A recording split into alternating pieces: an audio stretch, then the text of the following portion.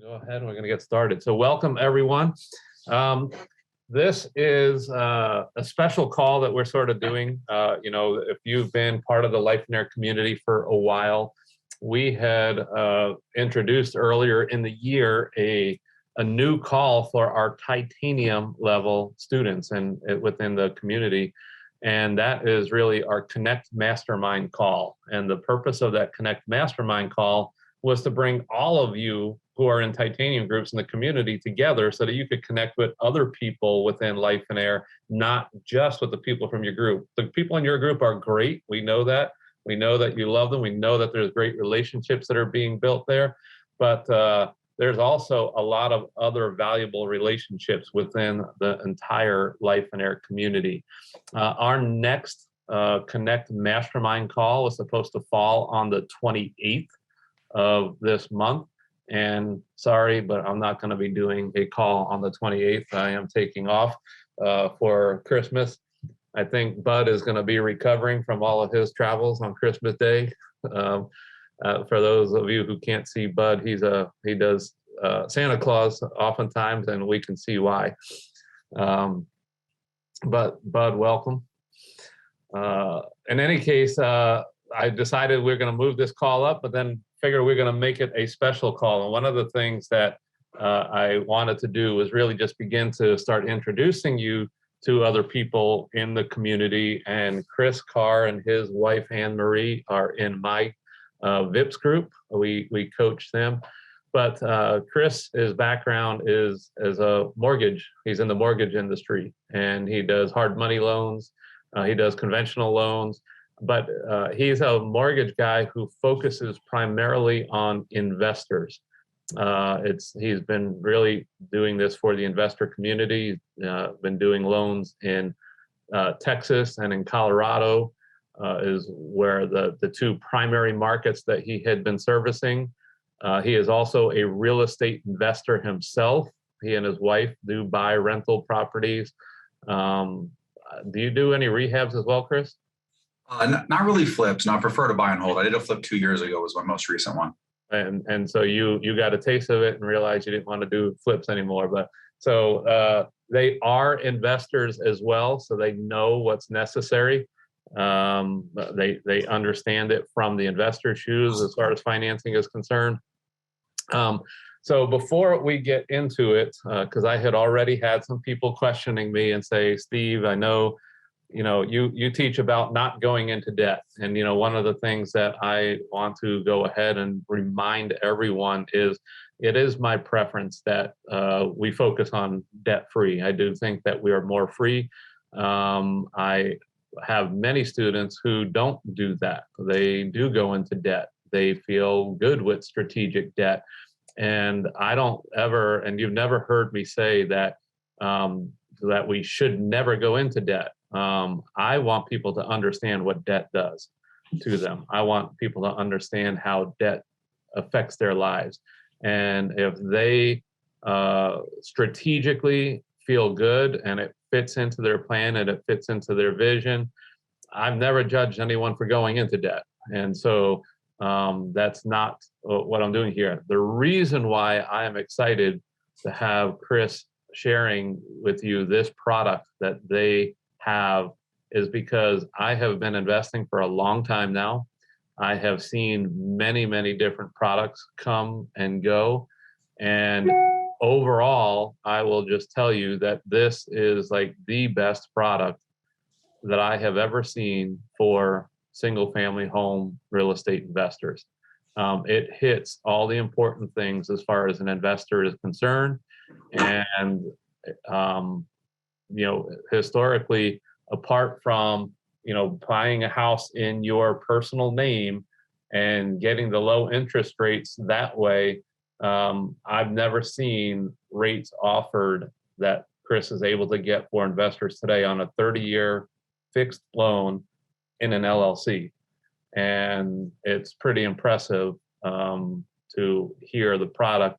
But more important than that, one of the things that we hope to communicate to all of you here today is how can you strategically use something like this if it does fit into your vision, if this is something that will work for you moving forward, we want you to understand the best ways to strategically use it, employ it in your business for building wealth. And so, Chris, I want to go ahead. I want to turn it over to you and Anne Marie, and let the two of you get this started. Tell us a little bit about yourself and what it is you're doing. Awesome. Thank you so much, Steve. Really an honor to present here. Been a member of Lifeonaire now for about a year. I think it was December last year we went down to Tampa for the first event. So Lifeonaire has been fantastic for us. Very honored to be able to present this product. Like you said, I've been an investor for about 10 years. And then do you mind enabling the share screen for me if you can? Yeah, I've been an investor for about 10 years. I've used probably 25 different lenders myself. So I've really tried to, develop and find products that really meet what investors like myself really are looking for. And like Steve said, I get dozens and dozens of emails about these DSCR products. A lot of them have stricter requirements. And this one that I found that we offer is, I think, the best of, probably about 15, 20 different DSCR products. So can you, just so everybody who doesn't know mortgage terms, can you define what DSCR is? Yes. So DSCR is a debt service coverage ratio. Essentially, it's just seeing if the property will cash flow. So you have your debt service, your monthly payment, and your rent or your income. Does that rent or income more than offset the debt payment? So the higher the DSCR, it's a ratio. If it's above 1, then the property cash flows. If it's below 1, then the property does not cash flow. And essentially a 1.0 is a break even. And I'll get into a little bit of that here in just a second. But just kind of going back into my background. So I've been an investor since 2009. I was deployed to Iraq, read a bunch of Rich Dad, Poor Dad books amidst the financial crisis, decided to get into real estate, bought my first 2 rentals my senior year in college. And since then, I bought about 120 houses, also done about 11, and hopefully a couple more here this year, multifamily syndications, 1 as a lead, 10 as a passive. I've also been in the lending industry since 2011. I joined the lending industry because I didn't know it. As an investor, it was the one piece that I really just, I was in intelligence in the Navy. I really just understand or like to understand the numbers and putting deals together. Mortgage was something that was missing for me. I've done about 1,500, probably a bit north of that now, 1,500 real estate transactions, about 1,400 loans, and 100 or so acquisitions. I became a certified fund manager. Prior to COVID, I was launching a hard money fund. Through Lifeonaire, I've now decided to back off the hard money business, focus on the long-term lending in this product in particular. Served in Iraq and Afghanistan, and like Steve mentioned, I'm personally coached by him in the VIP group. So, family man, love traveling, love the outdoors. My wife was in the Air Force. That's what took us to Texas. And no offense to anyone in Texas, but we really miss the mountains. We were born and raised in the Pacific Northwest. So in 2018, we decided to move to Colorado. Just had the things we were looking for: the mountains, 4 seasons, wanted to raise our family, be outdoors, and just kind of things that were important to us, being able to run a remote business. And still, most of our loans are still in Texas, like Steve said. So we're going to go over 5 things today. What a DSCR loan is. I briefly touched base on that. The basic eligibility and qualifications, what the benefits are to you, a couple of things to be aware of, and then we'll go into a handful of real life case studies. Okay. So first, the DSCR loan, like I mentioned, its debt service coverage ratio 1.0 is essentially the break even. Does the rent, if it's $1,500 rent and the payment's $1,500 a month, that essentially is a 1.0 DSCR. This product happens to have a 1.0 qualification factor. Okay, so it's the lowest that I've seen as well. In combination with that, for high balance loans, we can flip it and underwrite it to interest only, which is a very unique feature as well. This product has very low documentation. So no W-2s, no tax returns, no pay stubs. And if you're not bringing money to closing, you don't even need to show bank statements. So it's very low documentation. And there's also no income requirements. There's no personal debt to income ratio like conventional or portfolio loans with local banks that will still probably look at your PFS, net worth, and income and liabilities. The product is asset-based and credit-driven. What that means is if the property qualifies with the cash flow, which is pretty simple, these days to meet a 1.0 DSCR, as long as you're buying within, I'd say 20-25% of the median sales price in your area, the property is probably going to cash flow. And again, we have a backup to that if we need to go interest only. I'm going to show you just a little chart, but essentially there's 5% LTV buckets and 20-point credit score kind of buckets. All right. The biggest factor is the borrower's credit score.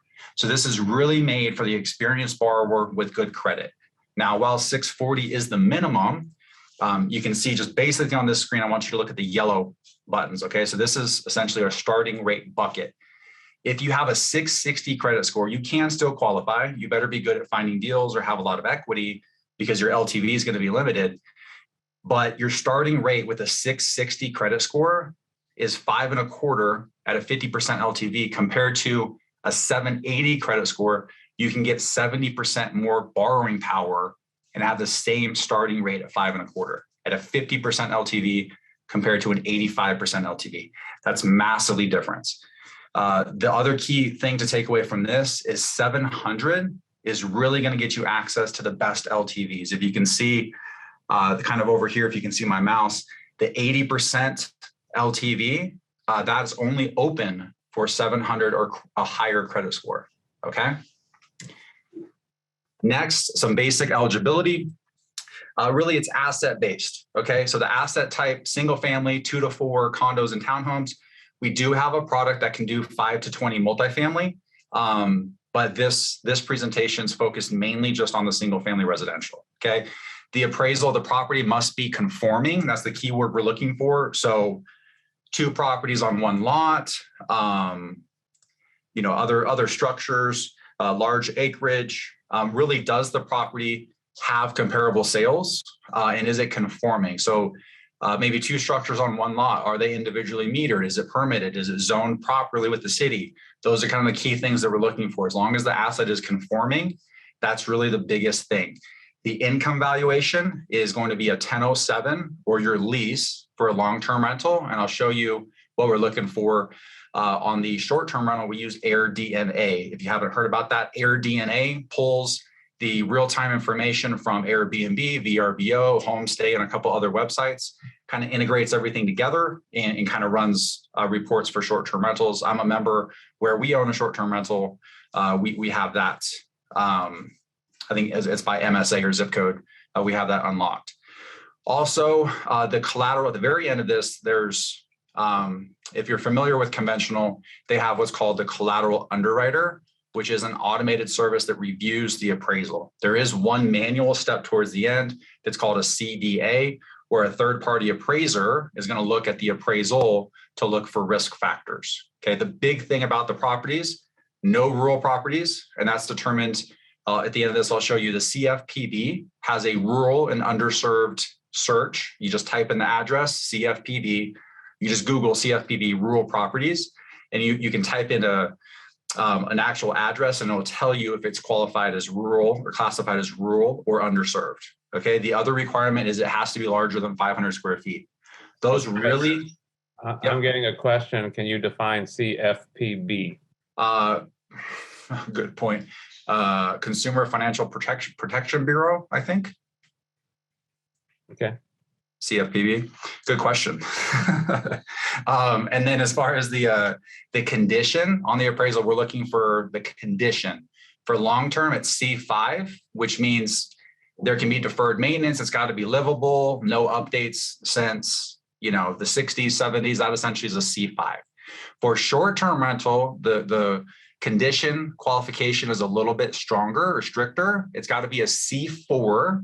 So there's got to be some updates. Really, there's more risk with the short term. You don't want to do a short term rental with a 1940s olive or, kind of avocado and peach colored vanities and toilets. And then also the market must be a B- or better. And I'll show you, we use Air DNA for that as well. Okay. We can also do unleased properties. And like I mentioned before, we can flip the IO to qualify for high balance loans. Okay. I don't think most people buy high balance. I've only had to do that once so far. As far as the borrower, okay, it must be an entity borrower. These are technically non-owner occupied business purpose commercial loans. That's how they get around TRID, TILA, Dodd-Frank, and all of those requirements on traditional residential loans, okay? Non-owner occupied business purpose commercial loans. They must be held to an entity. That's an LLC, partnership, or corporation. We can do a trust, not preferred, but we can, as long as we have the whole diagram of how everything's broken down, the beneficiaries and trustees and things like that. Series LLCs are not allowed at this time. There's just not enough case law for series LLCs and lenders, having to deal with taking back properties or going after guarantors through series LLCs. So for every member of the entity, you have to PG the loan, all right? You have to personally guarantee it. However, it does not report to your personal credit, all right? Just like a bank loan, if you're doing a commercial portfolio, line of credit, something like that, the bank's gonna require you to PG. Probably the biggest qualifying factor besides a 640 credit score is the borrower must have a 12-month track record paying a mortgage. Okay, that can be on your credit report. That's the simplest thing to do. Or if you have a private mortgage, a hard money mortgage, something like that, as long as we can get a VOM or a verification of mortgage and we can document that, that will meet the qualification. All right. So there's a couple strict things to make sure these are clearly non-owner occupied business purpose loans. All right. Credit score, like I said, 640. Assets, if there is cash to close, it's lower reserve requirements than conventional loans. It's only 20% more than the cash to close. Okay, so if your cash to close is 20,000, you've got to have 24,000 in the bank. Pretty simple. Management experience is not required. However, it allows you to get the higher LTVs. And what we're looking for there is managing one rental property for 2 of the past 5 years. Okay. If you have a lot of flip experience or something like that, we can, send your track record to credit committee to get, I've got exceptions made before. Really, we're trying to determine how experienced you are managing rental properties. And lastly, this product is designed for experienced investors with high credit and high equity or reserves. And if you personally don't manage the property but have a management company, that qualifies. They'll just want documentation of that. Thank you.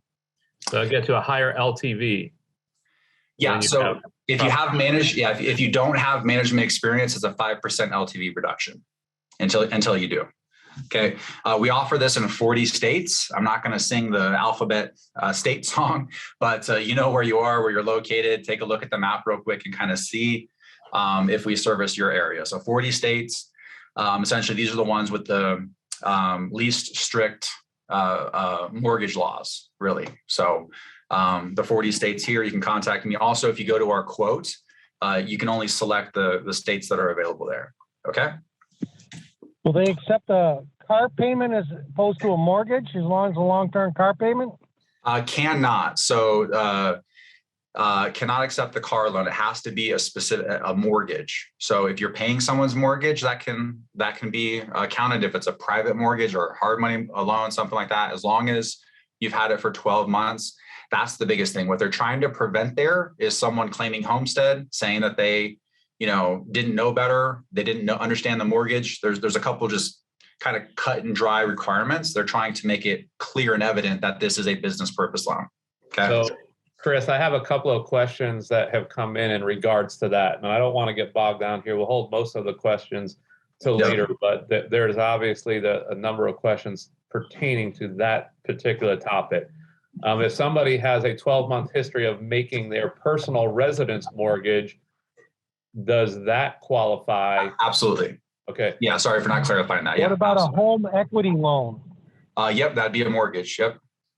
And what if somebody owns rental properties that they have taken subject to, but they can demonstrate that they've been making those payments for the last 12 months? I believe that will count. Yep. Okay. It'd be harder to document, but yeah, you'd probably have to provide bank statements or an account search or something like that, but you could. So that just for everyone's sake, what it really looks like is as long as you are making a payment on a house, on a mortgage, whether it's your personal residence, an investment property or something, and you can document that at a minimum, it looks like that will qualify. Yep. It may have to be reviewed if you're talking about subject to or something like that, but for right now, I would encourage you to move forward with that and get all the documentation in. As far as ownership What about on the credit score, if I Payment have, on a local property. Okay, can you guys type the questions into the chat and then I'll handle that? And I'll take most of them at the end. I've been writing down questions that we'll need to come back and revisit. Okay. So the DSCR loan benefits. All right. So I've touched base on a handful of these. This particular What if the company product has a business loan on a Okay, mobile Chris. home park?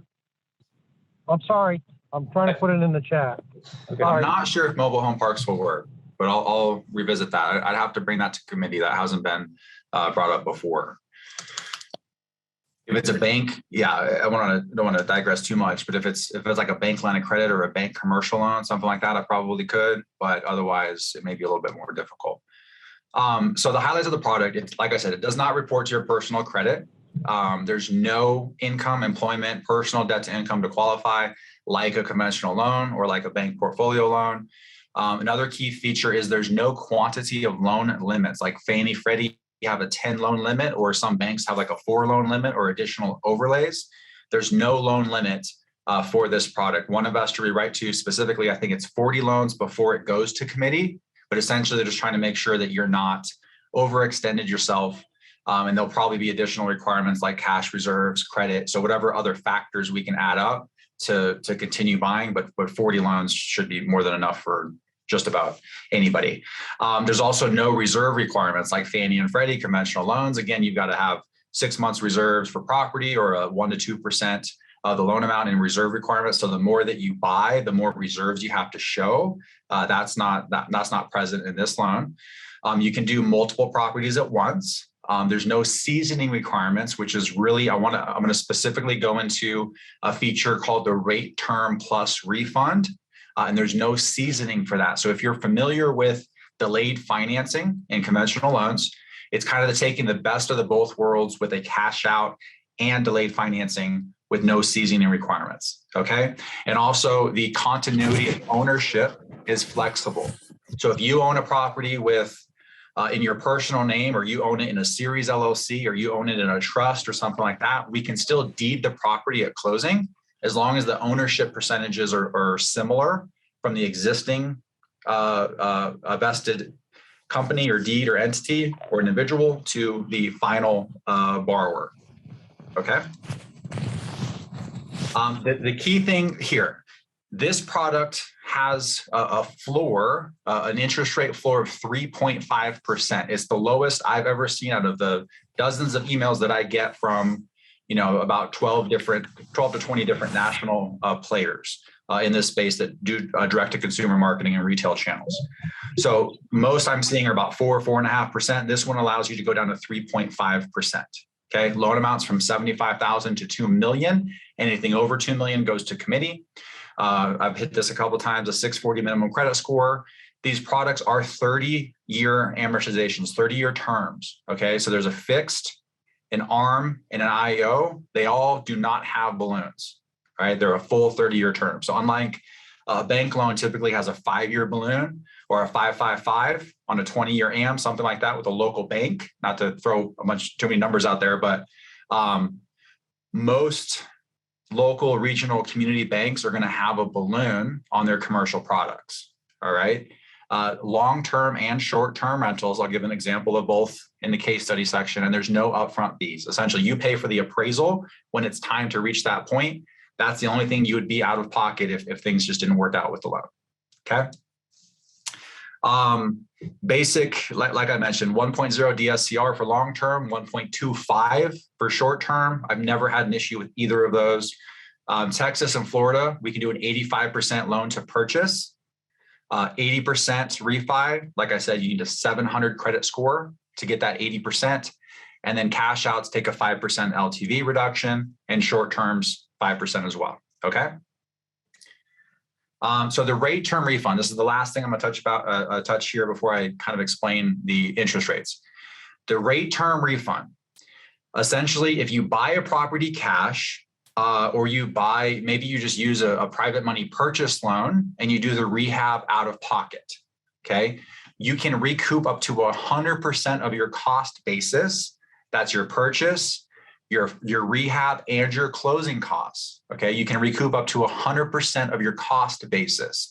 Delayed financing only allows you to do 100% of your purchase price. Okay, so you can recoup rehab as well, up to 80% LTV if your credit qualifies. All right. Let's talk about that real quickly, because this is a strategy that I think a lot of people might consider employing. So, yeah. If they were to use a private lender to go buy a house that needed work, and they got the rehab money and their purchase price from the private lender, and they went in and they fixed the house up, and they want to actually keep this property as a rental, provided they're below the 80% LTV, they could refinance with you with this rate term plus refund, be able to pay off the private money lender and have a rental property that they're into with none of their own money. Correct. You can actually, in one example I put together this morning, actually, he put money back in his pocket at the end of it. So a free property, as long as you're buying maybe 74, 75% LTV or less, so your purchase and rehab is 75% or less of your ARV, you can roll all the refinance closing costs into this loan as well, again, without seasoning. So it's a huge benefit of this. Most of the other national conduits that do this have a 6 to 12 month seasoning requirement to use the new appraised value over the purchase price. So this is a massive competitive advantage for this product. The two caveats are the refi must close within 12 months of your original purchase, and the rehab, there must be a rehab. A rehab must be completed within 6 months of the refi. Okay. Otherwise, this would fall just into a straight cash out, and you'd be limited to 75% LTV, okay, if it goes beyond that 12-month mark. The discount points. Okay, so you can buy the interest rate down to 3.5, all right? We give Lifeonaire students, I'll need to probably cross-reference with you, Steve, in the future, but we charge 1 point origination. We normally charge 1.25, so we're giving a 1/4 point discount to all Lifeonaire students. I'll go into an example next, but so say your starting rate was 5%, like I showed in that little chart with LTVs and credit score. You can buy that down, it's your choice, to as low as 3.5%. Okay, so most people are either cash conscious or they're rate conscious. All right, I'll go through a quick break even. Essentially, we show you the lowest cost, which is a higher interest rate, lower origination fee, or the lowest rate, which is how far you can buy it down to a maximum of 4 points. Okay, that's the cap for how much any individual borrower can pay per loan. All right, the choice is yours, no difference to us. We'll explain and show both of them to you.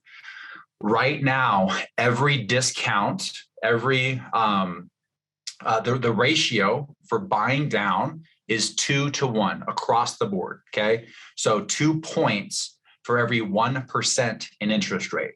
Right, that's the ratio across the board right now. Now here's a quick break even.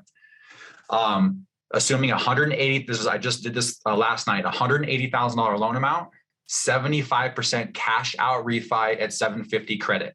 Okay, I'm going to walk you through from left to right. So the base rate, or essentially the interest rate, the base rate is 5%. That's 1 point origination. So if you don't want to buy it down, your PI, your principal and interest is $966 a month, okay? And you're not paying any discount points. You're not buying it down, nothing. That is your par rate, essentially. That's the lowest cost. If you wanted to buy this rate down, in this example, to the floor 3.5, that would cost the full additional 3 discount points. So 1 origination, 3 discount, a total of 4. That would bring your monthly payments, your P&I, down to $808, or about an $1,800 or $1,900 savings per year. Okay, $150 a month. In addition to that, that break even itself is less than 3 years. Okay, just the cost savings, just the lower payment savings. That's it. If you factor in the points as a tax deduction on your 1120S or 1065, and the 2-year principal reduction just after 2 years from a 5% compared to a 3.5% mortgage, in 2 years, you're paying $1,600 more in principal. So factoring in those 3 things, the break even of buying down the rate right now is 1.17 years. We're seeing regularly between 1.5 years for a break even. Does that make sense? So as long as you're not... I hope that everyone is following, and I will just say this, that if you are looking at a product like this and you're looking to really buy stuff for the long term and you want to do buy and holds, you buy that rate down. And you lock in that 3.5% for 30 years. But if you're going to plan on selling the property in a couple of years, maybe you wouldn't do that. But if it's a long-term hold, you shouldn't hesitate to buy that rate down. Yeah, and what we do for every client, we give them what's called a total cost analysis. This is how we break down. Steve, I've sent you a couple examples of this, but this is how we break down what your lowest rate is, what your lowest cost is, your break even, your cost over 5 years, your interest over 10 years. And overall with this product, there's about 12 different levers that I can adjust with you to make the mortgage meet your goals. Okay, we can go 10-1 ARM, we can lower LTV 5%, we can increase the discount points, we can, change a handful, we can go unleased. There's a bunch of things that I can change to help this product specifically meet what your goals are. Okay. Last section before getting into the case studies, there's a few things to be aware of. All right. 1, this is a hedge fund product. This is backed by Wall Street. This product can change at any time for any reason without notice. All right. That can be good or bad. So far, we've only had in the past year 2 rate changes and they've gone down. So you can catch a rate change or reduction in the middle of your loan, but you can also, things are been good so far. They haven't gone up, but you can also get hit with a rate increase. There's no lock like a conventional loan. Okay. So more so like a bank. If the Fed, I think they're meeting Wednesday, tomorrow, if they come out and they raise the federal funds rate, prime's going to go up, and the loan that you just had from your local bank a week ago, oops, I hit a button, is not going to be valid. It's not locked like the traditional secondary market. Once you lock and commit those funds, that lock is good until it expires. Okay, so right now for the hedge funds, the risk is worth the reward. With mortgage rates, traditional mortgage rates ticking up, that trade-off I see is dwindling. So this used to be a year ago, my opinion, hedge funds could place money, pension, fire, insurance, like all these kind of insurance companies, retirement plans, all that kind of stuff. They can place money really in 2 of the largest assets that we have in America: mortgage-backed securities.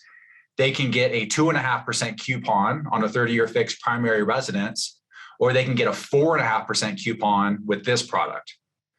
Now that spread is almost double. So is that risk of dealing with investors that typically are a little bit more gray area, kind of push the limits? Fraud is on the rise and investors can take advantage of this product. But as the traditional rates rise to now, they're close to 3.25% as of today, and this floor is 3.5. Is that delta of interest rate spread, is that delta worth the additional risk for hedge funds? I don't quite see that. So I don't see rates staying this low in combination with inflation came out, I think last Thursday, CPI at 6.8%. Okay. Wholesale, I think PPI is flirting with 10%. That should be announced this week.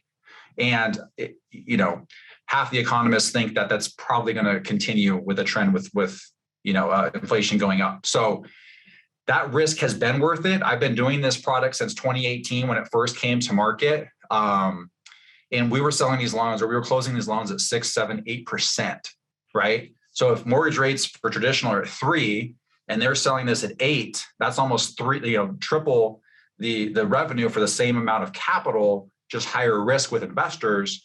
That's clearly a no-brainer for hedge funds, pension plans, insurance companies, things like that. But now that we're flirting with close, within a percent, that's just a more difficult question. So the bottom line is the window of opportunity is still there right now, but that window for the rates that you were just speaking of, buying down to 3.5, that window could be closing. Yeah, it very well could. And when COVID hit, I think Credit Suisse, essentially the international bank, they're the largest buyer of this product at the end of the day. There's about 20 different lenders that package these up and essentially created a secondary market similar to traditional mortgages. They sell them off internationally. Credit Suisse was the biggest buyer. They froze completely when COVID hit. This product went away for 9 months. It disappeared. Okay. So it can happen. Moment's notice. I had people that were going to closing that couldn't close. This was pulled out from underneath them. That's what hedge funds do. Okay. So it's happened in the traditional space as well. I'd say there's just a higher chance of that happening with this particular product. But right now it's fantastic. I'm just going to answer one of the questions quick that we just got. The rate does stay fixed for the entire term of the loan. But I think what Chris is saying is that while you are getting your loan, there's a possibility that during that process of, going through the application process, that if rates change, this isn't typical like a Fannie Mae or Freddie Mac where they lock in your rate. The rate can change while you're getting your loan here. Is that true, Chris? Yeah. Yes. So, but once you have your loan, it's fixed for the entire 30 years. Correct. It's great when it goes down, when you're mid-loan and the rate goes down a quarter, but not so much when it's the opposite. Hasn't happened yet, but I imagine that it will. Also, this is a hedge fund backed product. It's a national product. We have to use national AMCs. All right. This process typically takes longer and it's hyper local based on the pool of appraisers in your area.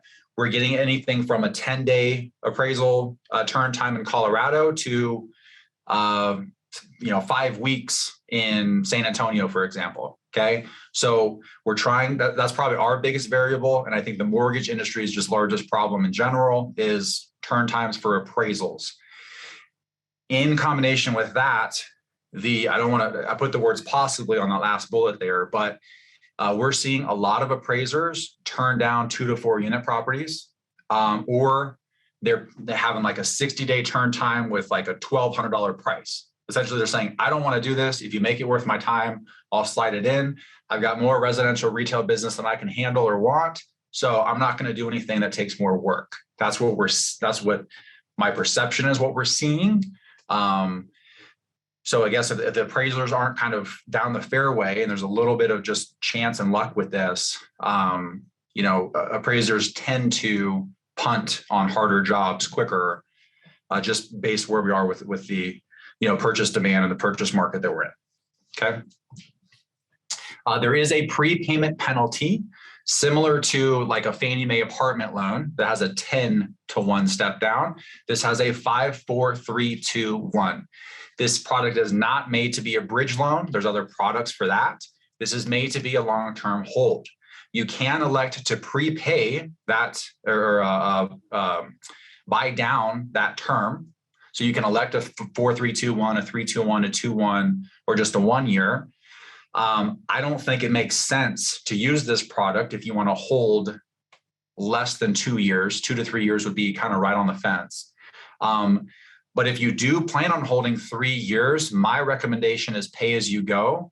Pay those last 2 years if they come up after year 3. It's going to be a 2 or 1 prepay at that point anyways, rather than I think the cost from a 5-year prepay to a 3-year prepay is 1% or 2 points.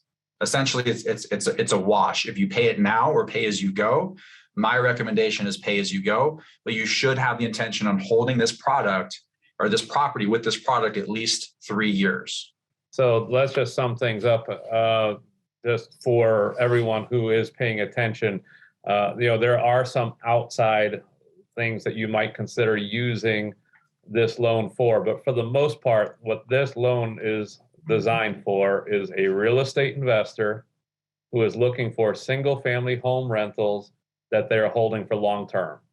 If you are going to be turning those properties within the first few years, or you're looking for 2 to 4 units, yes, it can be done, but it wasn't really designed for that. The best thing for anyone to be looking at this product for is a single-family home that you want to hold for long-term. Yes, in a rare situation, you could disguise this as a bridge. With the requirements, the AMC, the next thing I'll go into, I think, is 4 months of payments are due at closing. There's a couple things. You should just get a bridge loan if that's what you need to buy a couple years of time, right? And remember the condition requirements: C5 for long-term rental, C4 for short-term rental. It can't be in disrepair. It has to be livable. It has to be in good enough shape to qualify. Okay. So this product as well. So there's again a handful of lenders that have similar products. Most that I've seen require 12 months. They don't market it, but they require 12 months of escrows due at closing. Okay. This product has 4 months due at closing. Now, the big reasons behind this was when this product first came out, there's huge demand. They're trying to create this secondary market on the fly. They're packaging these up, putting them on warehouse lines, selling them off, placing the servicer. It wasn't possible to do all that within a 1 month time frame. So people were they weren't getting their servicing packages or placed with a servicer before their first payments were even due, right? So that was a big problem in 2018, 2019. They had payments due and they didn't know where to put them. They were mailing checks to the investor. The investor's already sold off the loan. So this whole industry has been created in the past 3 years or so. Okay. In addition to that, it automatically eliminates the risk for whoever the wholesale channels are, the bank, the warehouse lines, whatever, before they place it with the final servicer and packages up and sell them. It automatically eliminates first payment default. Okay. Which is also a lower risk on me, but I'm not the one collecting those payments. The benefits of that is your first payment is not due for 5, or depending on when you close in the month, 6 months. So if you're doing a rate term refi, you can roll these 4 months payments into closing. And I'll go through a couple examples: have 0 cash to close, then collect 5 to 6 months rent before your first payment is due. So it's a creative way to structure a cash out while getting the better rate term refund interest rate. Okay. Escrows are required. That's taxes and insurance. There's no way around that. There's just more risk on a servicer that has to chase down taxes and insurance payments, right? So it also helps investors from doing owner finance or wraps, right? It creates a layer of protection against that, because you still can, but that essentially is I think the biggest risk with this product is real estate investors that intend to wrap it and don't disclose that. Okay. I mentioned the CDA, collateral desktop appraisal. They're required on all cash outs. All right. Fannie Mae has a proprietary software called Collateral Underwriter. They do this on every single traditional loan, whether you know about it or not. It's an automated service with them because they have billions of dollars going into this. This is a manual process, essentially looking for red flags and risk factors of the appraisal. Are the comps a mile away? Are the closing dates within 6 months? Are they similar properties? Did the appraiser stretch to hit a value? Things like that. So ultimately, because a hedge fund product, they're going to back their valuation model with 2 steps. This is the final step. All right. Any questions before we get into the real life case studies? Or you want to save them? So I'll ask us a couple of the questions here. Somebody who hasn't had a mortgage in 8 years, they've demonstrated that they've got great finances, they've got a lot of assets, but they haven't been making a payment because they have no debt. I'm going to guess, because I had sort of experienced this myself. I was told, hey, you haven't had a mortgage in 21 years. What does it do to that person? Is there any way for them to get it? Yeah, we can go to committee. If you own a few properties, the stronger you look on paper, the easier it is to go to committee. Another thing about this wholesale channel is they're reasonable, and the credit committee is, their understanding of this. They're not a fintech company trying to get in this space. They're lenders that are getting into fintech. It's kind of the opposite. One, go to committee. I would say you need to be pretty strong. So hopefully maybe 3-4 mortgages free and clear where we can show you've been paying taxes and insurance on time. I think that's reasonable. We could stack, we've got this approved. We could stack 6 months fix and flip loans from private lenders with a VOM, 6 months and 6 months to cumulatively make the 12, or partner with someone that has it. We only require 1 PG to have that history. So partner with a spouse, a relative, business partner, something like that. I don't want to get too much into that because partnerships can be, you all know how, partnerships is the only ship that don't float. So, so those are the kind of the 3 things I would say. We can go to bat. It makes sense if it's within reason and they're strong, good credit, good reserves. The stronger they look on paper, the more reasonable a committee will be.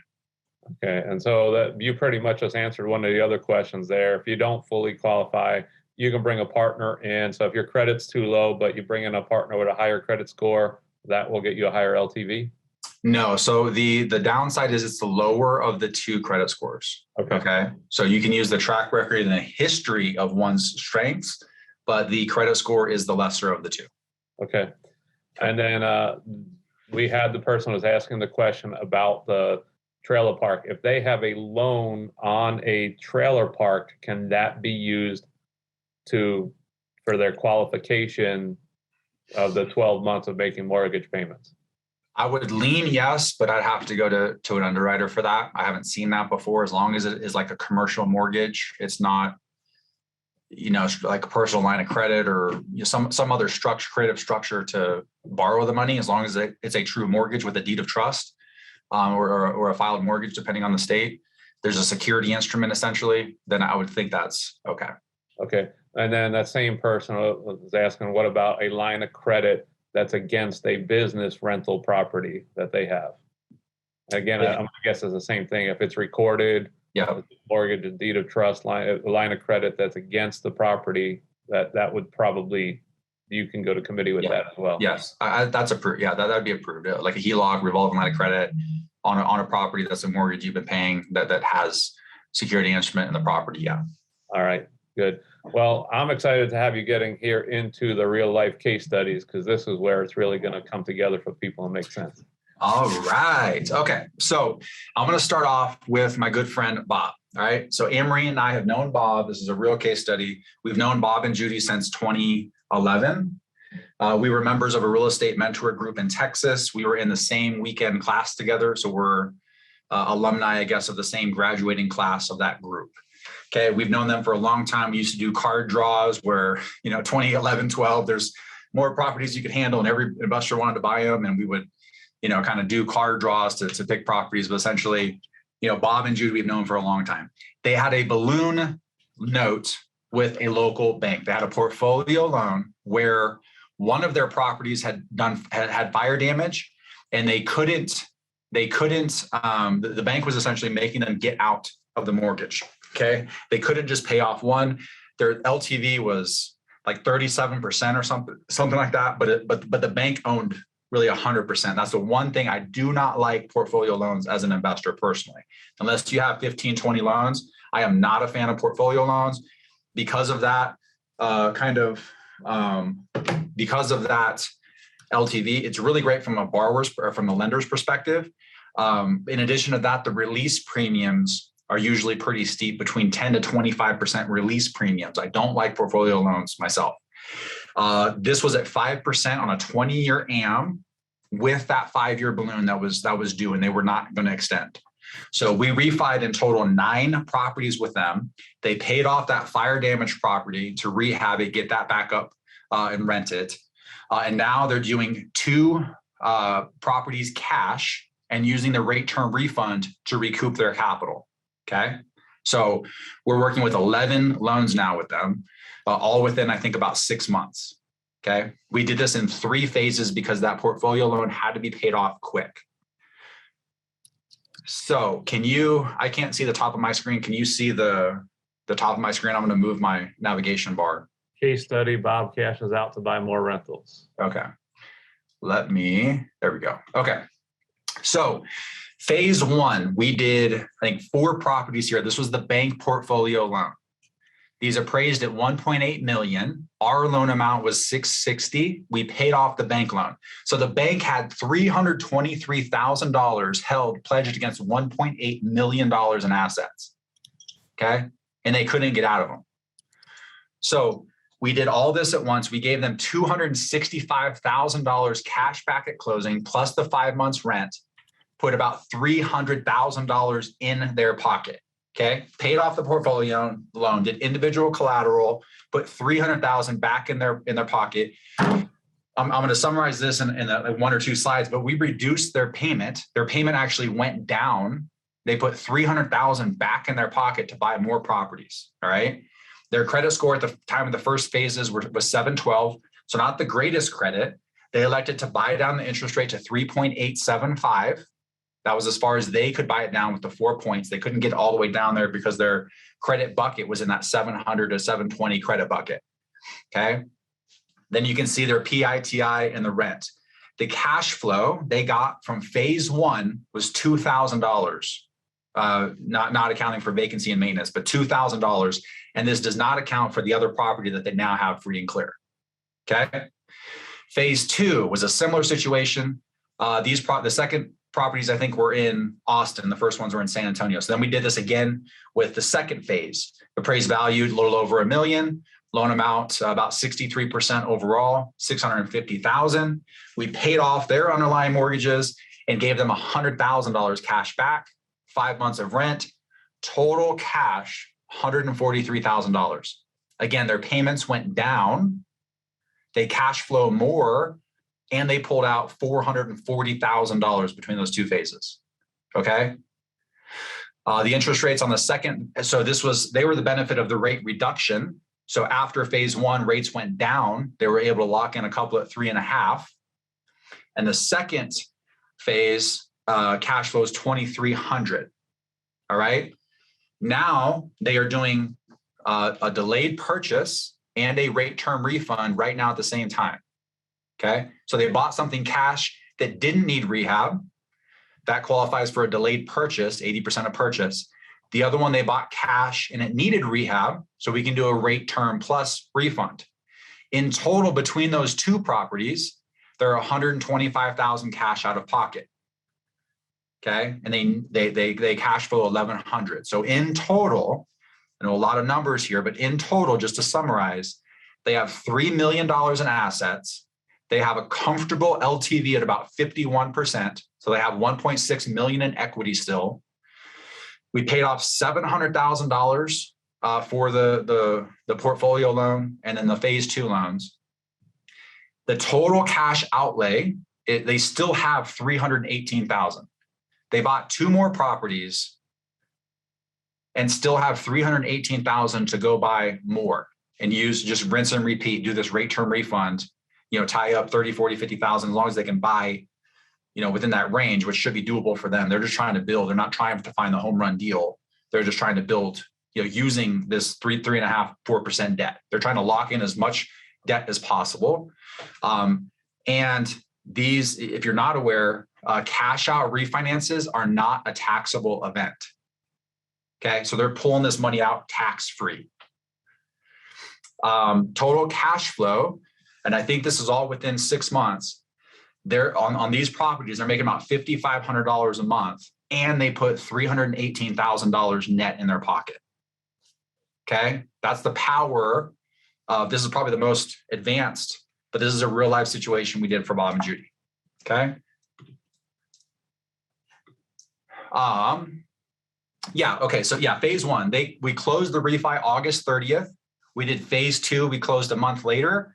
They found the properties a month later, and now we're closing those properties in December. So between August and December, that's August, September, October, that's 4 months. We did all of this for them. Okay. That's pretty impressive. And to summarize it, we increased their monthly cash flow. We put $300,000 in their pocket tax-free. They bought 2 more properties and plan on buying more, maintained $1.5 million in net worth at a 50% LTV. They're not huge fans of leverage, but they're fans of locking in 3.5% interest on a 30-year fixed loan. That's for sure. We also freed up a property free and clear There's no balloon on this. They elected the 30-year fix, which almost everybody does. In inflation between 5 and 7%, they locked in 30-year fix between 3.5% and 4%. Is that not impressive? I mean, that'll change their life and their kids' life, probably their grandkids' life. All right, case study number 2. Because it is the holiday season, I'll have to use the Home Alone reference here and say, Kevin, but Kevin loves the rate term refund, okay? He has done 5 of these now with us in the past few months as well. He's very experienced, longtime investor. He's well capitalized, and he prefers to buy cash, okay? He's got above average credit, not great or excellent, above average, but he's been an investor for a while. He likes to buy properties cash, rehab them cash, avoid the double transaction costs of using private money or hard money, and just do it in one transactions, okay? We have to document the rehab. It's probably the biggest thing. We need the settlement statement when you purchase the property, what you paid for it, what your closing costs were, and then we have to document the rehab somehow. It's pretty simple. He does an Excel spreadsheet and sends a bank statement. That's what he does. He's in a good groove with this product now.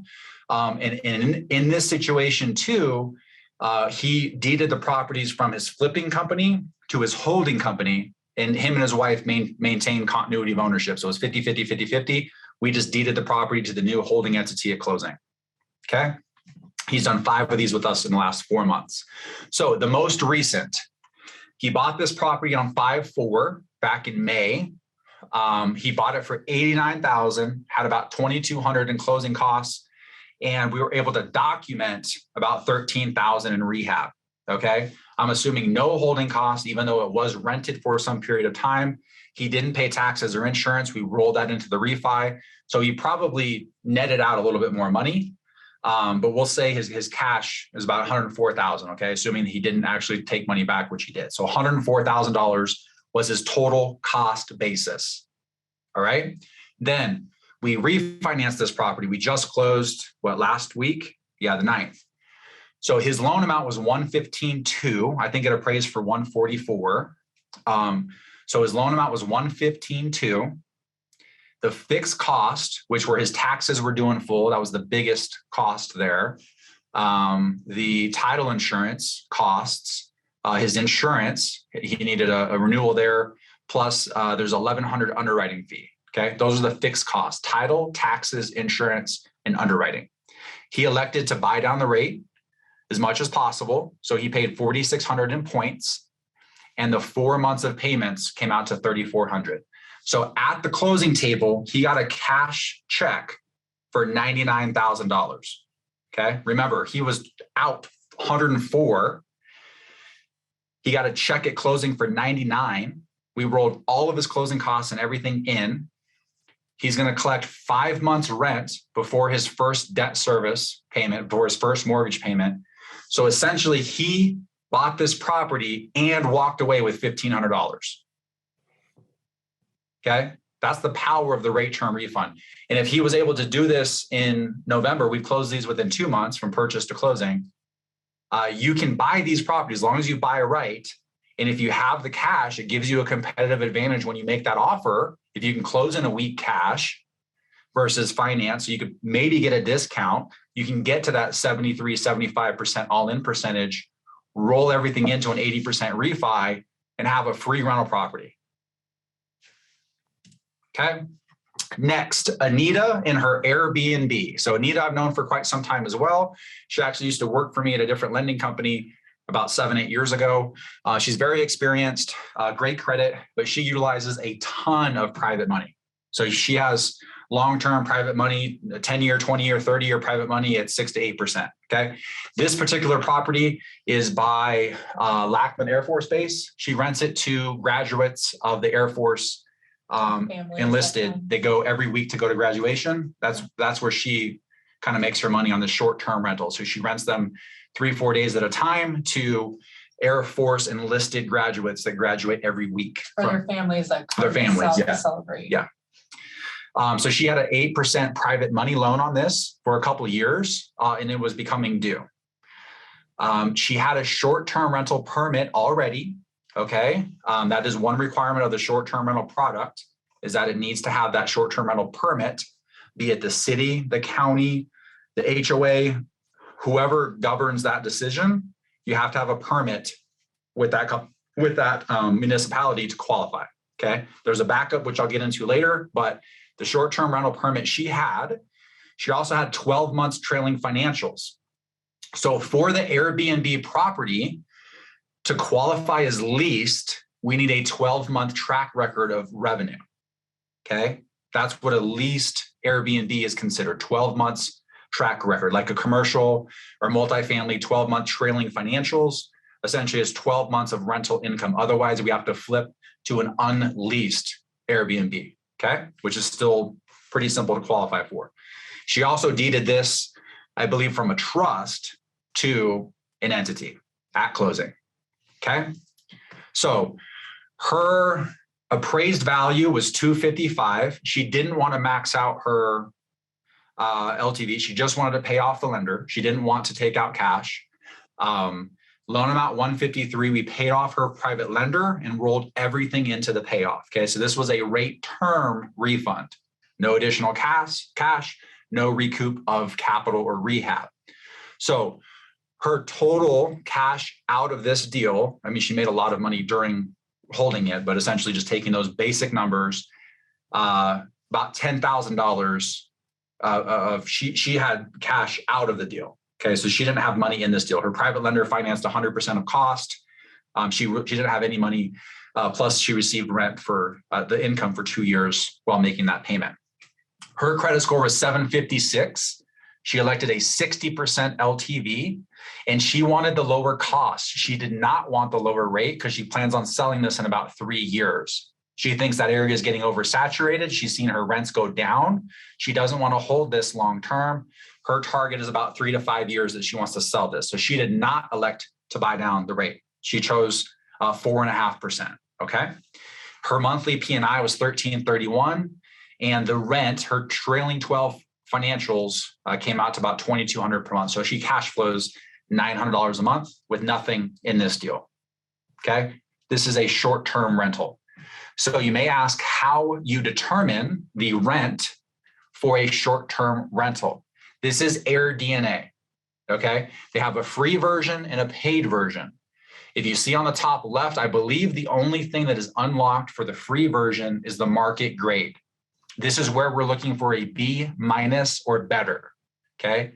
To qualify for the short-term product. Again, there's a backup, but to qualify for the short-term rental product, it needs to be a B- market or better. You probably shouldn't be buying it at a short-term rental in a B- or worse, but that is the current requirement. In addition to that, we're going to take that rent number you see in the top amount of the income, 225. We're going to times that by 365. That is going to determine the gross potential rent. Okay. As part of underwriting, we have a 30% variance or operating cost that we deduct to determine rental income. But essentially, those are the two most important factors: the market grade, the average night income. I can't see what that's actually called. Average daily rate, occupancy, and revenue. Essentially, you kind of get to the same thing with revenue. If you take that 225 times 365 times 81% divided by 12, you get the monthly revenue.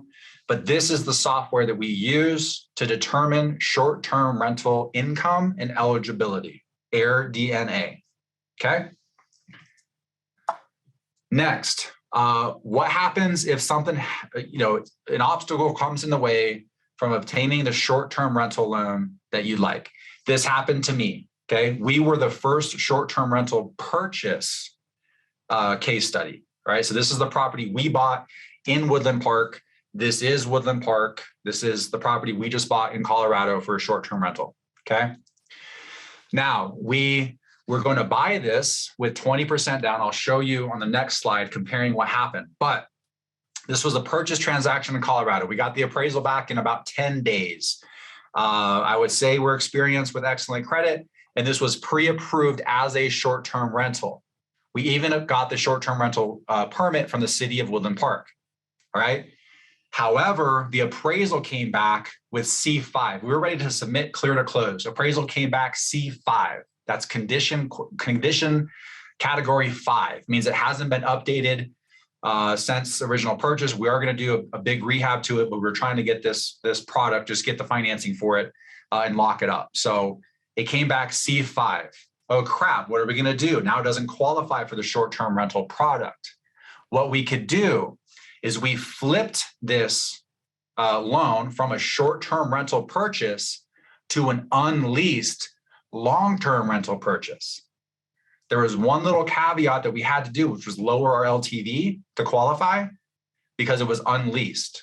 That's a 5% reduction, okay? We still closed on time in 30 days. So this is the backup plan. And there's a handful of these we can do in different mortgage situations to flip IO, to go to 10-1 ARM, to get your rate down, to get your cost down. There's a handful of things that we can do, that I can do creatively to get these to still work. So on the left-hand side was the original goal. We were going to buy this rental, put 20% down on an 80% LTV, rehab out of pocket, and then bring to market after the winter time. So rehab it when it's down, when it's slower, hit the market April, May, something like that. So the annual revenue potential is $81,000 and the monthly PI was $641. Okay. So we've been on the fence about self-managing or not, but essentially taking that annual revenue, deducting 30% for vacancy, which that market has a 19% vacancy rate, but taking that 30% off still put us at a 2.31 DSCR. Okay. These vacation rentals, I mean, they cash flow like crazy, even factoring in vacancy, maintenance, and operating expenses. Okay. So almost ready to submit clear to close. Oh crap. We had to flip this to a long-term unleased purchase. Okay. So we had to lower the LTV to 73.9% because the rent from the appraisal, the 1007, the rent comparables came back at 1,700. So this is a kind of a higher price property. We didn't plan on having market rent for long-term leasing. This property had a $1,700 rent to qualify. Remember, for the long-term rental, 1 is the DSCR. So we just had to chip away at this LTV to get to that 1.0 DSCR. Okay. Unleased properties. One thing you may wonder, your PITI is 1529 and your rent is 1,700. That's more than 1. Unleased properties have a 10% vacancy reduction. Okay. So most other programs for this product, or lenders for this product, require a 1.1 across the board. This product only requires them for unleased properties. So essentially it's going to take you 3 to 4 weeks to rent it. That's your, foregone time, that 10% vacancy there. Okay. So we flipped this to a long-term purchase, had to put a little bit more money down. Our payment is less, which is good. And our cash to close only increased. I mean, it's relative, only increased about, what's that? $16,000. So, yeah, so that's kind of the backup plan, how we would structure this if the short term, or if it didn't have a permit, right? Some areas you can't get a permit until you own it. So then you can do an unleased long-term rental, get the permit afterwards. Okay. What if the municipality does not require permits? Then we just need proof of that. Yep.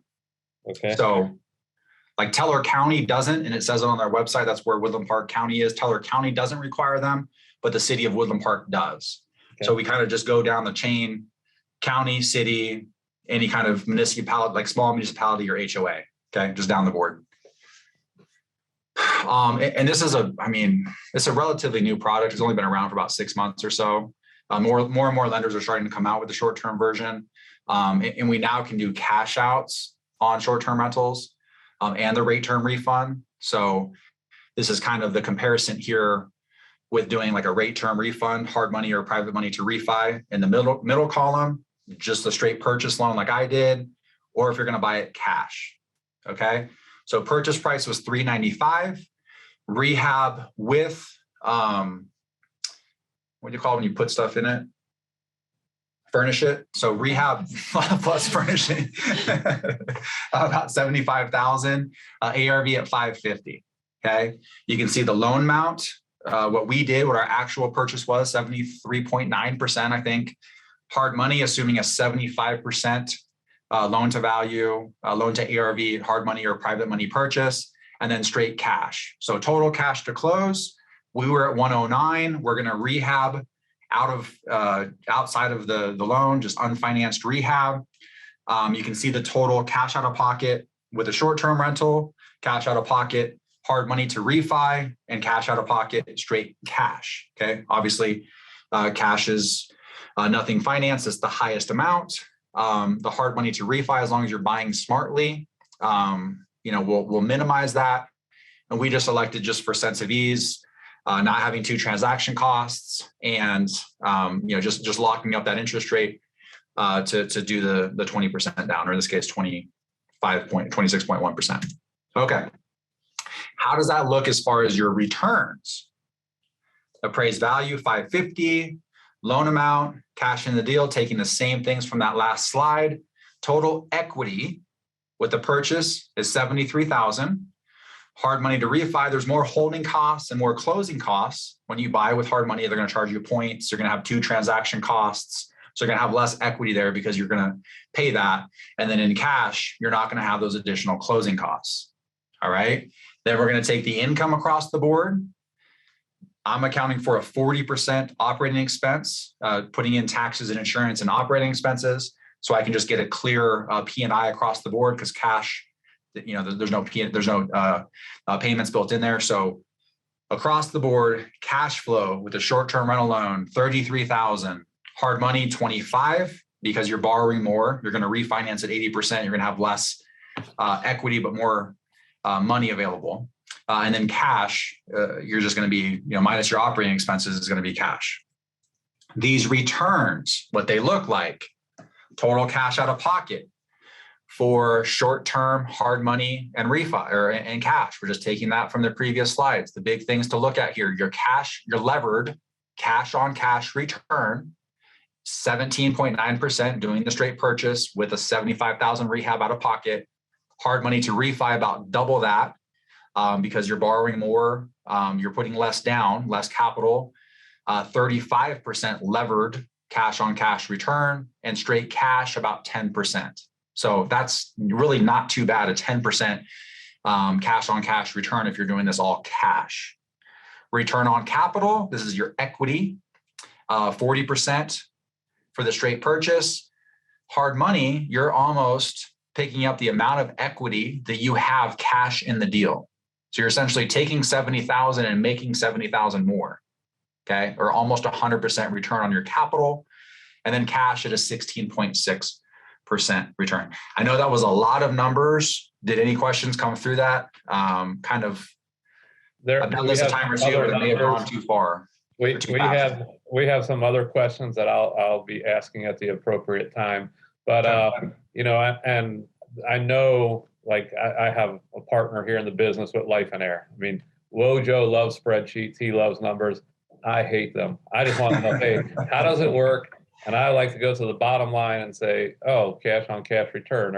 But I want to just encourage all of you where all of these things are very important to you. When you do go and you fill out, the application for Chris, you get all of these things. You get all the data that you can pick apart these numbers. And for those of you that's really not important to, you just want to know at the end of the day, hey, how much am I going to be able to get? What's my rate going to be? What are my payments going to be? Does this make sense? You've got that too. And so Chris can handle regardless of where you're at. You want me to jump into some of these other questions, or do you have another case study you want to jump into right away? That's it. I was going to wrap up with kind of closing comments. So, all right. Well, let me get to these questions first, and then we'll come to your comments. What about a mobile home that is on land? Does that no mobile homes? Single family. No manufactured modular mobile homes. Okay, so none. All right. For those who may live in a state that does not qualify, if they were to buy properties in other states, Is it based off of their residence or where the property is located?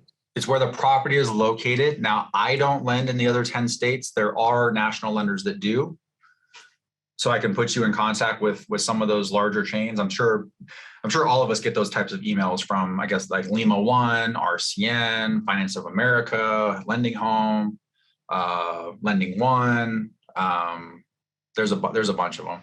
Okay. Vizio. There's just you can Google it, or I'll kind of point you to what I think is best. But even if I don't service those states.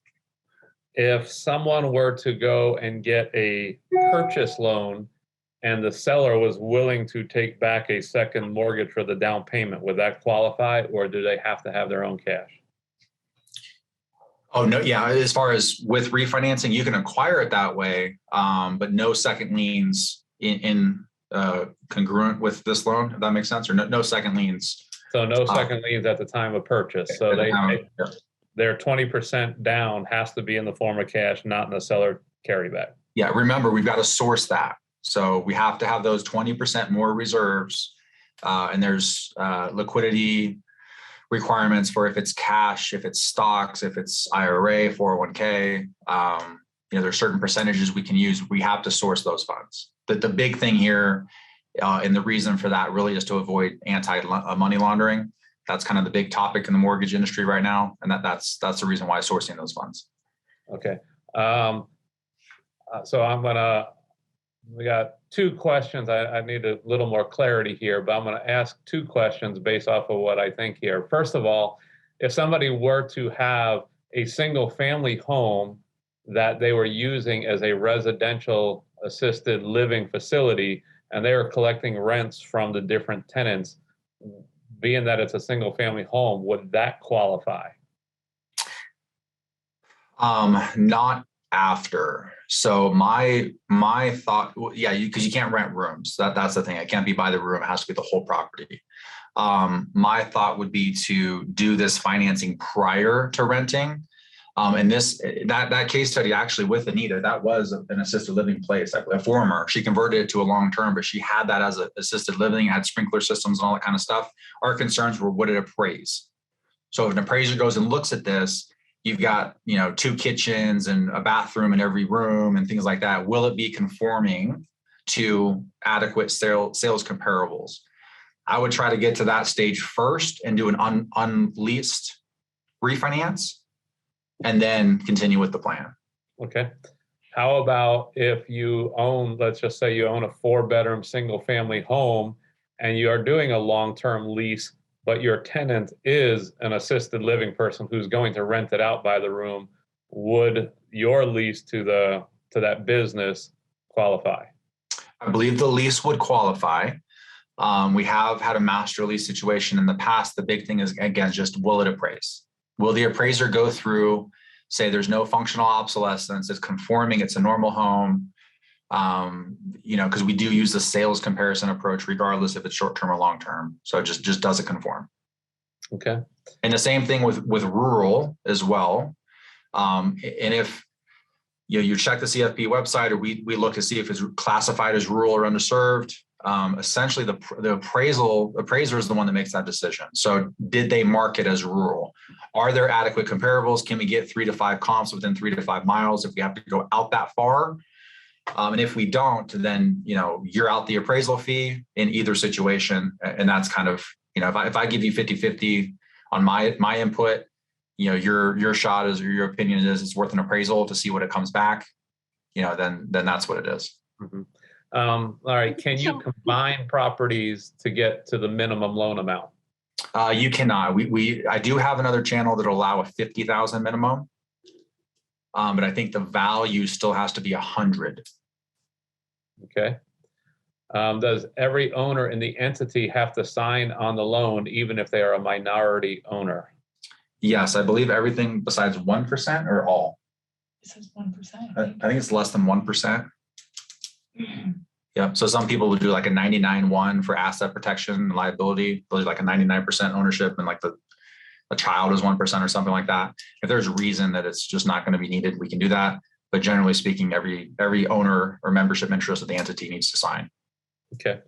Well, I'm going to give one quick sort of summary thing for myself here, and this is just based off of my experiences throughout the years.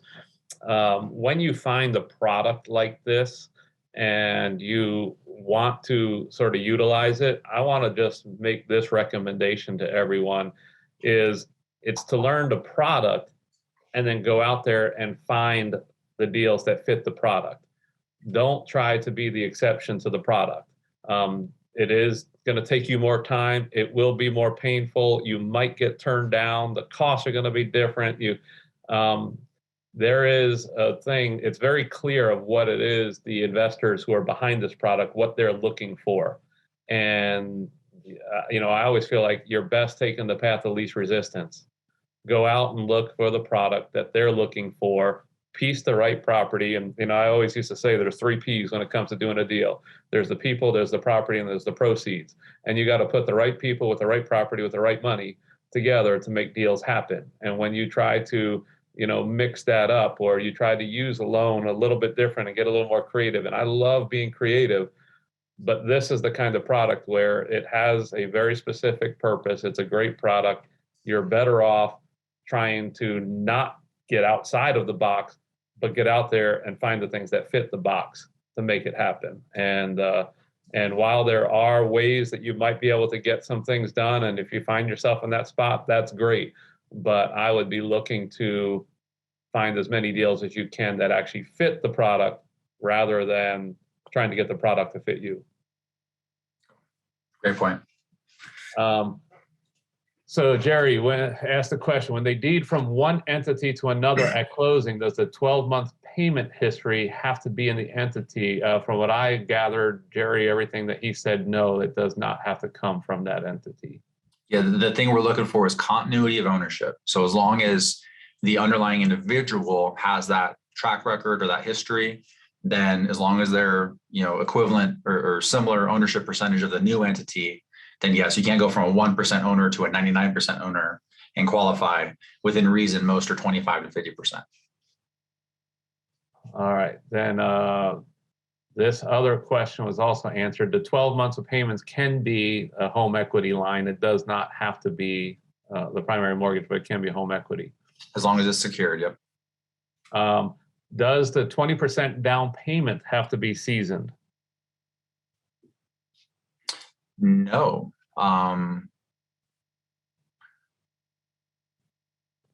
would expect maybe a letter of explanation if it just 100,000 popped into your bank account. Really the anti-money laundering is what I'm thinking in my head. How do you just say that it wasn't?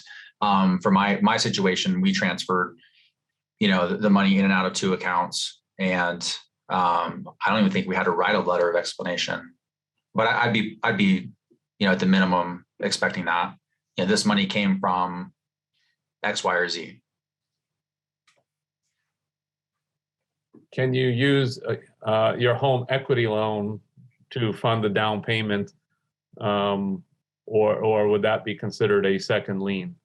You can use line of credits for the down payment source. Yep. Okay, good. All right. So I missed the beginning due to the time zone issue. What states are serviced? A couple of people have asked that. Can you go back to the slide showing the states that you do service? Alabama was one, so that's good news for you, Joe. Alabama, Alaska, Arkansas. Yeah, Colorado, Connecticut, Delaware, Florida, Georgia, Hawaii, Idaho, Indiana, Iowa, Kansas, Kentucky, Louisiana, Maine, Maryland, Massachusetts, Michigan, Mississippi, Montana. Yeah, you can read the rest. So getting dizzy. Look at all that. Montana, New Hampshire, New Mexico, North Carolina, Ohio, Oklahoma, Oregon, Pennsylvania, Rhode Island, South Carolina, Tennessee, Texas, Utah, Virginia, Washington, West Virginia, Wisconsin, and Wyoming. Those are the nifty. So you all, a number of people, based off of the information that we have put out in the app a few weeks ago, have already reached out to you and have gotten the process started. And I know that they are moving along. I'm directly in touch with some, so it's exciting to see that that's coming together. But for those who are on this call who would like to move forward with you, how do they get in touch or get the process started? And And before you say that, I'm going to just say that the one of the people who I know who is working with Chris was because he knew Chris, thought he could sort of side skirt some of the process, and then he realized I just need to follow the application process and go through the actual process, because Chris is a legit business who has put a lot of systems and processes and procedures in place that if you want this to work the way it's supposed to, you need to just follow the system and not think that, oh, well, I was on this call with Chris and I can just pick up the phone or call him on the cell phone and I'm going to get the same experience. This is designed for them to move quickly, to get these things done. And when you start the process and follow the proper channels, it works. And so I just want to encourage all of you with that. So how would they get in touch with you, Chris? Awesome. Great segue to my closing comments. So a couple of things real quick before that. Inflation, like I mentioned, CPI came out 6.8%. All right. And probably trending upward from there. PPI, wholesale inflation in the 9s. Lock in the cheap debt while you can is my recommendation. If you're a fan of debt, if you're not a fan of debt, consider lower LTVs. All right. Mortgage rates as of today, this is for traditional Freddie Mac primary residences, are at 3.1. All right. Like I said, that trade-off for hedge funds to make that gain, that difference where it used to be double the interest, is no longer there. So I don't want to create a false sense of urgency, but I do think that window is shrinking. Mortgage rates are even supposed to go up higher. And I mean, if you don't know, increasing rates when there's high inflation is normally the best way to curve that, right? To reduce inflation is to raise rates. Unless we go back into a recession in the next 2, 3, 4 years, which is very possible, rates will go up. By the end of next year, on average, estimated about 3.7%. This is for traditional primary residence conventional loans, okay? This was put out by a Home Price Expectation Survey. If you owned a home in January 2021, just off of appreciation, factor in principal reduction as well, paying that mortgage off, in 5 years, you'll have created $100,000. The national median sales price is $350,000. Okay. In 5 years, you'll create $100,000 in net worth. If you went and bought 10 properties in the next 5 years, you'll create $1 million net worth for your family. This product can be used to build generational wealth. Our process, like Steve said, thank you for your Lifeonaire coaching and encouraging me not to make exceptions. This is our process. You go and fill out the quote. The quote is a non-obligatory, we don't pull your credit, no obligation quote to get a term sheet. Okay. So that will come to Jeremy on my team. Jeremy will call you, or Anne-Marie to call you, go over that basic information. We'll send you the loan application to fill out online. There's minimal documentation. There's 5 things that we need. Provide the documents to order the appraisal, and we'll submit that to processing, order the appraisal. Carmen on my team will take it from there to close. We'll submit to the underwriter, get clear to close, and close. I would expect, my expectation would be to have a 45-day closing timeframe. The biggest thing is the appraisal. That's taking from 2 to 4 weeks. Depending on where you're located, we can close about 2 weeks or less after we have the appraisal back. Okay. So we've seen, 28, 30 days, and we've seen 2 to 4 units take 60 days. I would set an expectation of 45. If you scan this QR code from your phone right now, that will be my contact card. Okay. So if you can see this, I'll leave it here for 1 second. One thing, this does include my personal cell phone. It's a 210 number. I rarely answer it. So my voicemail tells you to call the team phone number. So just call the team phone number, okay? Don't call my personal cell phone. I'm going to ignore it because I get hundreds of junk calls a week. On that contact card is my office line, my direct office line. If I don't answer my cell phone or office line, it goes to my team. That phone number is 719-445-9445. That's my team phone number, okay? you can go to the website to do this quote, okay? freedomhl.com. You hover over products or loan options, click on 30-year investor loan. That will take you to the quote. It's 4 screens. I think it takes 2 minutes. It's basic information, address, value, rent, taxes, insurance, those mortgage, those qualifying questions that I asked about the mortgage payment history. That will generate an internal pricer for us. And then we will reach out and call you. We call that a discovery call. Okay. Jeremy on my team will book this call. If you'd like, you can go there now and book one. Calendly.com/FHL for Freedom Home Loans -team/call. Okay. We're going to have a discovery call. Like I said, verify the information you put on the quote, see if the borrower qualifies, the asset qualifies. And then we'll proceed with a loan application, the minimal documentation, which is these 5 things. E-sign the loan application. Everything's on the secure portal. No paperwork, no email, please. Everything is on our portal. E-sign the loan applications, the disclosure, and the term sheet will outline the specifics of your cash to close, your LTV, your interest rate, your points, your fixed costs, your 4 months of payments due at closing. The term sheet will explain everything. We need your ID for all members of the entity. We need your entity documents. I understand different states call things different things. Essentially, the document you filed with the state, the EIN, the document you filed with the IRS, your state certificate of good standing. That's pretty standard. And the company agreement, essentially the bylaws of the company. So in a corporation, those names are flipped and different states have different things. Essentially the 4 things: the bylaws of the company, who has signing authority, who the members are, what the ownership interest is, the state filing document, the certified document, the good standing, and the EIN. The track record form, you just click a button, download it. It'll ask you address, date bought, date sold, rent. So to meet that property management experience, again, not required, but it'll help you get the max LTV. Then the credit card, form to order the appraisal. At what That's all point, that we need. Chris, at what point did I get the information as far as the rents that you're collecting? Is that part of the appraisal process, or to determine the DSCR?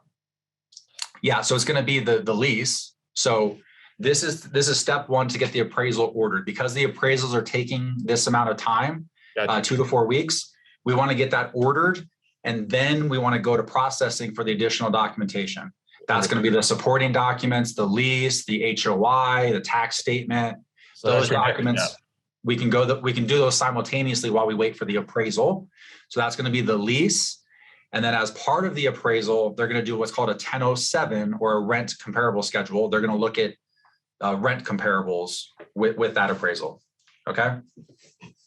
Well, Paul, I hope that answers your question. And that will do it. So any other questions? It's been a pleasure. Thank you so much for giving me the floor here. Let me share this product. I think it's fantastic. I personally use it. And until it goes away, this is the best thing that I've ever seen. I'm with you. When in the investor world, you just don't see it. And so being that I've been helping you and coaching you and Anne Marie and seeing what's been happening in your business, and just watching how you've actually been turning this and designing it as a business. One of the things, on one hand, I want to see all of you reaching out to Chris and giving him more business if this is something that fits you. On the other hand, I want Chris to live life, so take it easy on him. But I did want him to be able to share this with the whole community, because I do think it's one of the best products I've seen. And I would go out on a limb and say it is the best that I have seen in the investor world of all my years of being in business. So they understand investors. There was one other question about, why is Illinois not qualified as a state? And I think that, Chris, you had mentioned, bottom line is, first of all, let me just qualify.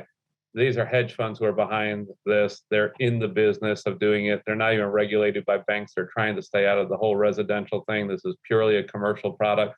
So they do get to pick and choose. And when I saw some of the states that they are not doing this in, I mean, it's very clear that they're avoiding states that make it difficult on them, that are not friendly to the lender, but, and so it has more to do with the laws that they would have to deal with for foreclosing or anything like that is the reason why they're avoiding some certain states.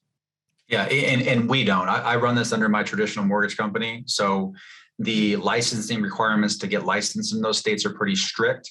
And the judicial foreclosure process is inconvenient compared to the non-judicial. Those are the two big reasons why some states require brick and mortar locations.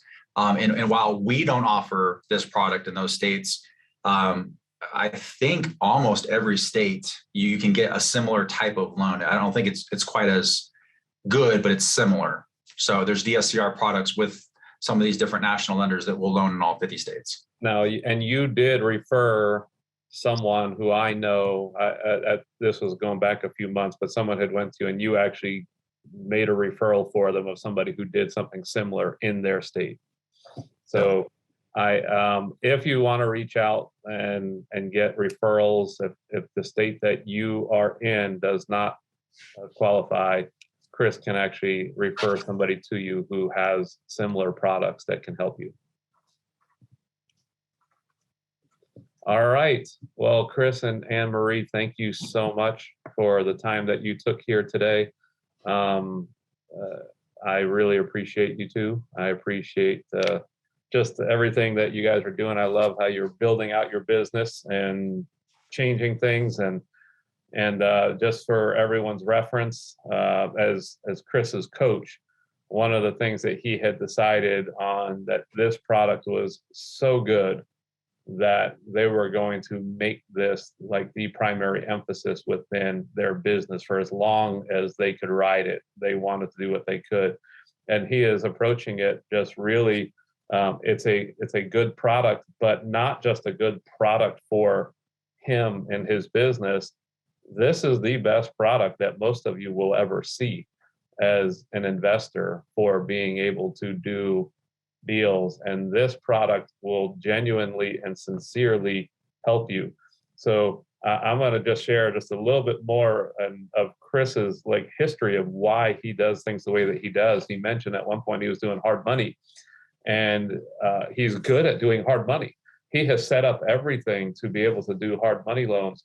But one of the things that he was very passionate about was he didn't want to stop there. He wanted to help all of his investors not just get the hard money loan to get into the business, but he wanted to truly serve all of his clients and give them the product to take them out as well. If they wanted to keep their properties as rentals, but use hard money to purchase them. So he had this business that was set up to do hard money and then a conventional takeout. And then this product here is something that came along that is sort of just the best thing. And he's sort of just moving everyone toward going toward this product because it is the better product for them. So, it's not just, hey, this is what's best for my business, but this is what's best for my clients. And he does approach his business from that angle. So, all right, everyone. I hope you got a lot out of this call. I want to encourage all of you, keep the conversation going inside of the app. I've had a number of people ask, are you going to put a recording of this out? We always put the recording of these calls out. This will be made available to you to come back and listen to. But any questions that you have that you didn't ask today, ask them in the app. You can reach out to Chris as well. Keep the conversation going. And if I don't talk to you before Christmas, everyone, have a very Merry Christmas. Thank Awesome. you. Thanks, Steve. Thanks, everybody. Thank you. Have a blessed day. Thank you. Bye. Bye.